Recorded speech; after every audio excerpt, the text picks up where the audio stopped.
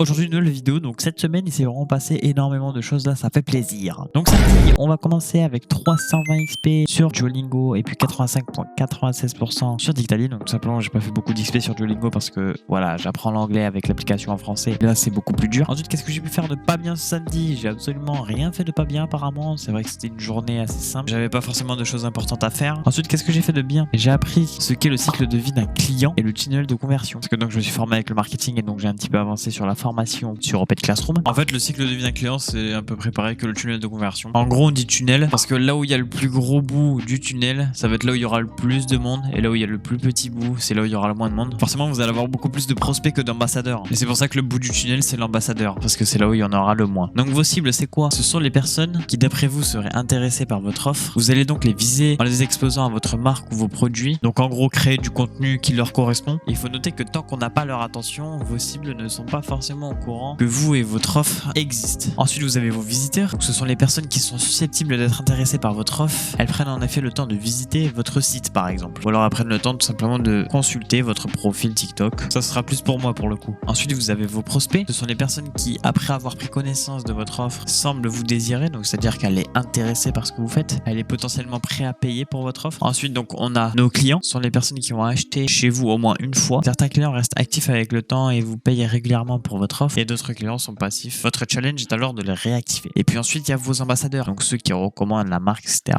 Ce sont souvent vos clients les plus fidèles. Ils ont tellement été satisfaits par votre pub qu'ils leur recommandent autour d'eux, attirant ainsi de nouveaux visiteurs, voire de nouveaux prospects vers vous. Il y a un petit terme qu'il faut apprendre lors de ce cycle de vie d'un client. Donc par exemple, vous avez vos visiteurs, donc qui vont sur votre site. Voilà, vous en avez 200 000, on va dire ça comme ça. On va prendre un exemple. Et puis à la fin, vous avez vos clients qui sont peut-être que 400. Et donc, ces 200 000 à 400 personnes, il y a forcément un nombre de personnes qui est parti pendant votre cycle de vie du client. Et donc ces personnes-là qui sont parties, on appelle ça les churn rate. C'est tout simplement le taux de perdition si vous préférez. Aussi pendant toutes ces phases, donc de passer de prospect à client, de client, ambassadeur, enfin voilà, vous m'avez compris. Il y a une technique qu'on appelle la technique AIDAR, A-I-D-A-R. Tout simplement, il faut attirer l'attention de sa cible. Ensuite, il faut susciter son intérêt pour la transformer donc en visiteur. Pour la transformer en visiteur en prospect, donc en personne intéressée, on va stimuler son désir. Ensuite, pour faire en sorte que cette personne intéressée achète chez nous, donc elle devienne un client, on va essayer de faire en sorte de la faire passer à l'action. Et puis ensuite, de client à ambassadeur, on va essayer de la fidéliser pour qu'elle nous recommande, tout simplement. Donc ensuite, toujours samedi, j'ai appris à comment écrire notre ou notre. Tout simplement, pour écrire notre sans le chapeau, on peut le remplacer par mon, ton, mata ou novo. Par exemple, dans la phrase notre maison est plus belle que votre appartement, on peut remplacer ma maison est plus belle que ton appartement. Ou encore, avec les deux autres exemples, on peut faire pareil. Alors que le notre avec accent et votre avec l'accent, donc là, ils peuvent être remplacés par mien, mienne, tien, tienne. Tout simplement, ce n'est pas le vôtre, c'est le nôtre. Ce n'est pas le tien, c'est le mien. Tout simplement. Donc on est toujours samedi. J'ai appris aussi que sur TikTok, on pouvait remixer son contenu quand il avait percé. Donc c'est-à-dire, par exemple, tu as fait un TikTok et il a percé. Tu peux très bien le réutiliser un tout petit peu différemment 3 à 4 mois plus tard. Personne ne s'en rendra compte et à tout moment, il peut encore repercer. Et puis c'est pareil aussi, on peut remixer son contenu même s'il n'a pas marché. À tout moment, on a une idée incroyable, on voit que la vidéo n'a pas marché et donc peut-être de réessayer de faire la vidéo autrement et la republier autrement va faire en sorte qu'elle va décoller la prochaine fois. Et puis voilà pour la journée de samedi. Passons directement à la journée de dimanche. 320 XP et puis 91,23% ont été faits ce dimanche. Ah oui, dimanche, j'ai fait une conférence à 18h30 comme je vous avais parlé, donc avec le mec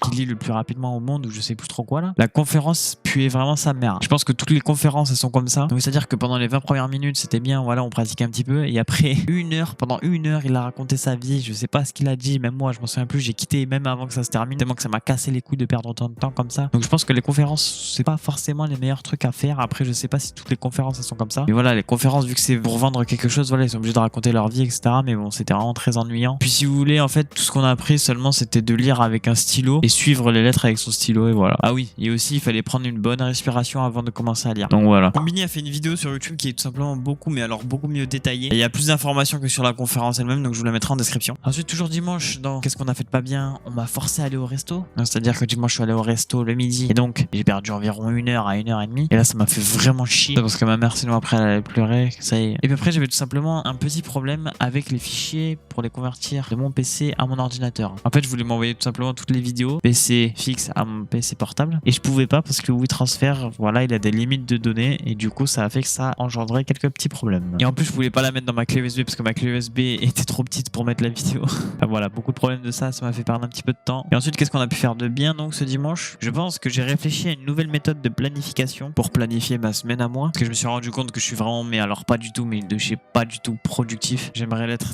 tellement plus. Et du coup, ce que je vais faire, c'est que je pense que je vais m'établir des sortes de blocs de travail dans la journée. Donc 3 ou à 4 blocs de 4 heures dans la journée. Et puis entre-temps, je me mettrai des pauses. Mais bon, vu qu'il y a des pauses, j'aime pas trop. Vu que déjà que je suis pas du tout discipliné, si en plus je fais des pauses, ça risque de pas le faire. Après, je l'ai toujours pas mis en place. Rien s'est mis en place. Donc voilà, je vous préviendrai au fur et à mesure que les jours arrivent. Et donc voilà, simplement pour la journée de dimanche. Lundi, 340 XP et puis 87,80% ont été faits sur Dictali. Lundi, donc je n'ai pas fait de montage. J'ai perdu 1 heure parce que Premiere Pro a bugué. Et je crois que j'avais même pas fait le montage de la soirée. Je me souviens plus du tout parce que Premiere Pro, tout simplement, il y avait un bug. Ensuite, qu'est-ce qu'il y a eu de bien ce lundi? Donc j'ai appris le capital social. Donc le fait de devoir investir avant de créer son entreprise. Donc bien sûr, on va faire un QQQCP. Donc le capital social, c'est qui? Là, j'ai pas forcément répondu à un bon qui. Donc j'ai mis que c'était toutes les sociétés qui ont obligatoirement un capital social dans leur création. Ensuite, c'est quoi? C'est ce qui témoigne de la solidité financière de l'entreprise. Elle est visible par absolument tout le monde, que ce soit les clients, le fournisseur, l'employé. Ce sont tous les associés qui apportent ce capital pour la création de la société. Et oui, les sociétés, parce que ce ne sont pas les entreprises individuelles ou les micros qui sont concernés. Il y existe plusieurs apports donc. Les apports numéraires, c'est le transfert d'argent qui constitue le capital de la société dès sa création. Donc après, on a les apports en nature. Tout apport de biens ou d'argent pouvant être évalué. Par exemple, un brevet, un fonds de commerce, un ordinateur, enfin voilà, tout ça. Et ensuite, il y a les apports en industrie. Donc ça va être les connaissances, les formations, voilà, ça va être plus être autour de la tête. Ensuite, donc on fait ça où? On fait la déclaration auprès d'un notaire ou alors tout simplement directement on fait un virement sur le compte bancaire au nom de la société auprès d'un établissement bancaire ou alors tout simplement aussi à la caisse des dépôts. Quand? Faut faire ça avant la signature du statut au moment de la création de la société. Comment? Il faut minimum faire un apport numéraire. Donc, comme je vous ai expliqué, c'est au minimum un transfert d'argent. Pourquoi c'est obligatoire lors de la création d'une société? L'argent déposé ou les biens mis à disposition vont permettre à l'entreprise de commencer à exercer son métier et à décrocher des financements. Ensuite, combien? C'est en fonction de chacun, mais ce montant peut augmenter, même diminuer à n'importe quel moment parce que c'est vous qui avez le contrôle sur votre capital. Il y a juste une spécification pour les sociétés anonymes, donc les SA, où le montant déposé minimum est de 37 000 euros. Sinon, vous pouvez très bien ouvrir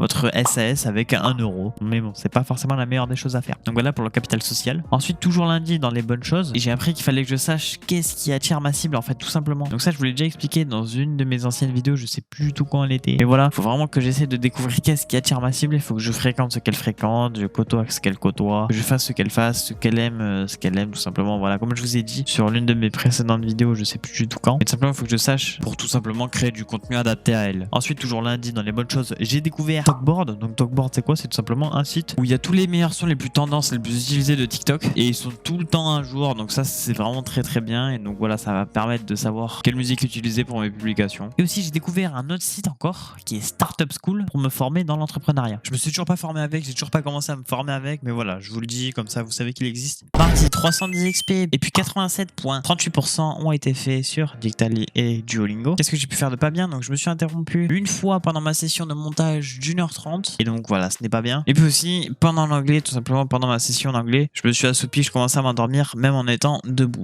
Et ça me casse bien les couilles. Qu'est-ce que j'ai fait de bien pour mardi? J'ai appris comment convertir sa cible en visiteur et donc ses visiteurs après en prospect. Donc là, on est toujours sur le cycle de vie du client et le tunnel de conversion. Donc là, on va essayer de rentrer un petit peu plus en détail sur comment convertir sa cible en visiteur et ses visiteurs en prospect. Il faut retenir surtout un mot pour convertir sa cible en visiteur, c'est l'attention. Attirer l'attention avec des visuels choquants, marquant ou encore très original pour que notre sens de la vue et aussi de l'ouïe, parce qu'on peut jouer avec l'effet sonore, doit être touché pour tout simplement attirer votre cible et donc la transformer en visiteur pour qu'elle vienne visiter votre site. Et puis ensuite, pour convertir donc ces visiteurs en prospects, là on a aussi un mot à retenir, c'est l'intérêt.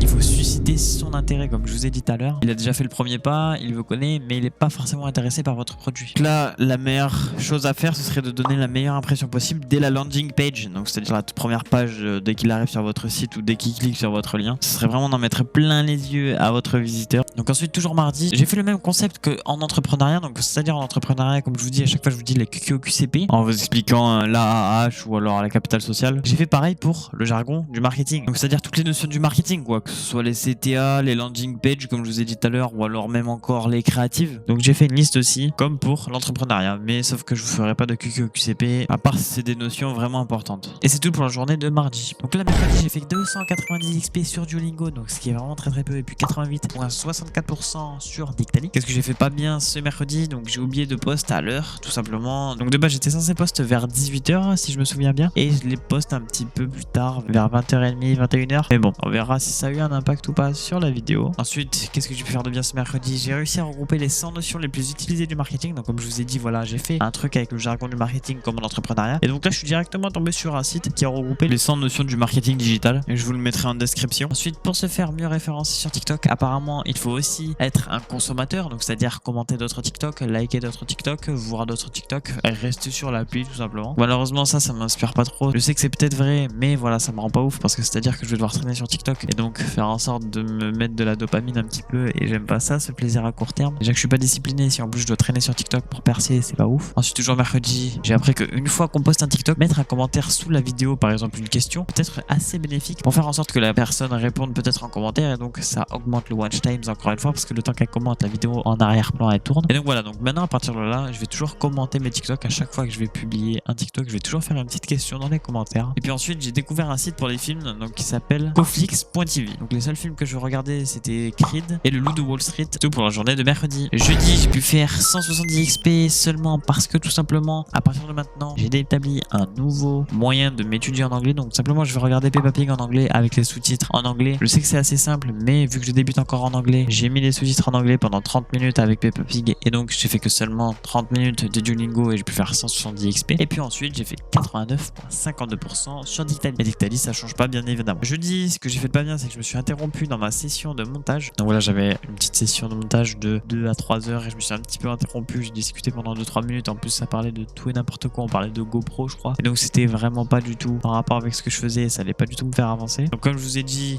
jeudi, j'ai changé ma manière de faire en anglais. Ensuite, j'ai appris à convertir un prospect en client. Donc toujours dans le cycle de vie d'un client et dans le tunnel de conversion. Cette fois-ci, on passe à une étape supérieure. Donc convertir son prospect en client. Et là aussi, on a encore un mot à retenir. C'est l'action. Tout simplement, il faut faire passer son prospect à l'action pour que tout simplement ça devienne un client et donc il achète pour la première fois chez nous. Donc pour ça, vous allez essayer de le convaincre au maximum et de le persuader au maximum. Attention, convaincre et persuader, c'est pas la même chose. Convaincre fait appel à la raison et à des arguments rationnels et explicites, mais persuader fait appel aux sentiments et des arguments affectifs et implicites. Là, vous allez essayer d'utiliser des bons call to action, réduire toutes les frictions possibles avant l'achat. Tout simplement, les frictions, c'est les efforts que va fournir le client pour acheter votre produit. Donc il faut faire en sorte qu'il ait le moins d'efforts possible, le moins d'efforts de lecture, de compréhension. Donc c'est-à-dire de bien optimiser ces boutons de call to action, de bien les faire ressortir de derrière pour qu'on les voie bien et qu'on n'ait pas forcé avec les yeux. En gros, faciliter l'achat au maximum. Ensuite, toujours jeudi, j'ai fini Le Loup de Wall Street, et donc qu'est-ce que j'ai appris avec Le Loup de Wall Street? J'ai le seum parce que je pensais que j'allais apprendre énormément de choses, mais c'était plus un film de cul et un film d'argent, on va pas se mytho. Donc les seules choses que j'ai apprises, c'est quand vraiment t'es une grosse entreprise, que t'es bien placé sur ton marché, comme on va prendre l'exemple de Kudak en ce moment là, qui est assez bien placé dans le marché des agences marketing, et bien tu peux commencer à te mettre en bourse pour que tout simplement les investisseurs investissent dans ton entreprise et donc que tu te fasses encore plus de couilles en or. Donc voilà, c'est la seule chose que j'ai apprise, mais après il faudrait que je regarde un petit peu plus les 30 premières minutes du film parce que c'est vraiment concentré sur la vente. Là, les 30 premières minutes sont très intéressantes, donc il va falloir peut-être que j'analyse un petit peu cet extrait du film, mais bon, on va voir ça prochainement. Vendredi, 130 XP seulement, et puis 45% seulement sur Dictali, donc 45% parce que j'ai fait une dictée à corriger. Bien sûr, la dictée à corriger, c'est les plus durs malheureusement. J'ai fait seulement 130 XP parce que là, j'ai fait 40 minutes de Peppa Pig et seulement 20 minutes à apprendre l'anglais sur Duolingo. Ensuite, vendredi, j'étais censé avoir un appel avec une dame sur Instagram pour m'expliquer un petit peu comment marche le métier du community manager, parce que je lui ai posé donc des questions à NP et elle m'a proposé de faire un petit appel avec elle, donc je mettrai son Insta en description. Et malheureusement, l'appel n'a pas eu lieu parce qu'elle avait un petit problème avec son chien. Enfin voilà, ça arrive, mais bon, c'est pas grave. Ensuite, qu'est-ce que j'ai fait de bien ce vendredi? J'ai trouvé que j'ai tout le temps été en avance, ça c'était plutôt cool. Ensuite, j'ai trouvé une formation sur laquelle je vais investir parce que j'ai appris une très bonne nouvelle ce vendredi là. Et du coup, la prochaine formation, je pense, dans laquelle je vais investir, elle va me coûter 197 €, j'ai vu. Et ça va être dans la formation Tic Tac Union, un truc comme ça, je sais plus trop le nom là de tête. Mais bref, c'est la formation de la personne qui s'appelle Clems9, c'est Clément Vernier, je crois, ou un truc comme ça. Et donc, elle est à jour, elle est sortie justement vendredi. Et donc aussi, apparemment, ça va être une bonne formation parce qu'il a dit que c'est tout simplement nous, sa communauté, qui avons créé la formation. Donc, tout ce qu'on avait envie que ce soit dans la formation, on lui a dit, et lui, il a créé une formation en fonction de ça. Et je trouve ça vraiment pas con parce que je pense que le jour où je vais créer une formation, je vais faire comme ça, au moins, elle va être adaptée le plus possible et un maximum à vous. Aussi, vendredi, à partir de maintenant, je vais me former grâce à ChatGPT seulement pour TikTok. Donc, c'est-à-dire que sur TikTok, je me forme avec des Américains, donc je peux pas me former avec des Français parce qu'en France, on pue la merde. Et donc, je vais traduire toutes mes vidéos en anglais avec ChatGPT. Ça me faire gagner énormément de temps. Et la technique, je vous l'ai déjà expliqué dans une précédente vidéo. Ensuite, j'ai enfin reçu le mail de la banque m'indiquant que j'ai eu ma carte. Donc voilà, j'ai eu un code. J'ai eu un code pour ma carte et ma carte arrivera d'ici 2 à 3 jours peut-être. Donc là, les gars, tout va changer. Tout va absolument changer. J'ai absolument trop hâte. Donc le code de ma carte, c'est 3. Bon, les gars, je veux bien être transparent avec vous, mais au bout d'un moment, il y a des petites limites quand même. On va pas se mytho.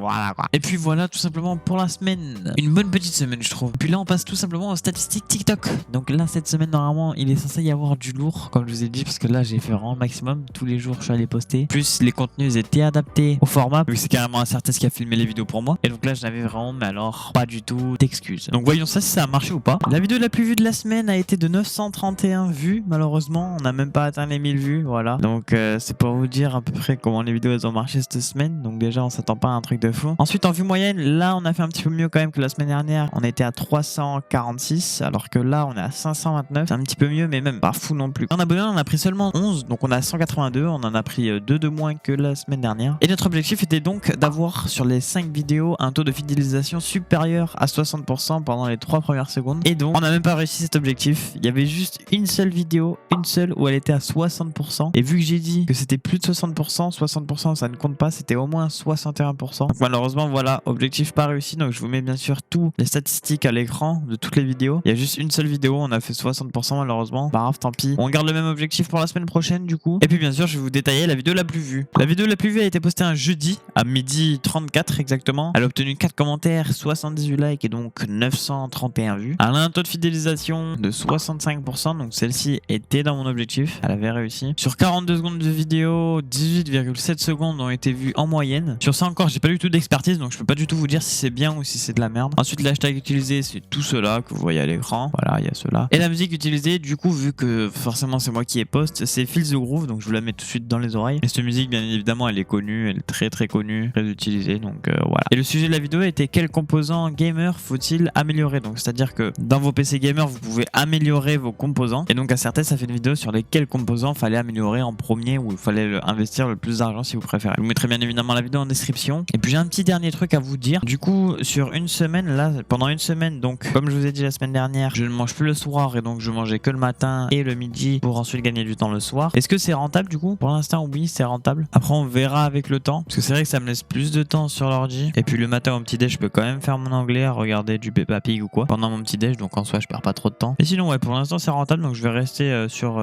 ça. Et puis je vous en dirai plus la semaine prochaine. Donc c'est une fin de vidéo. Merci d'avoir regardé. Et puis maybe one day.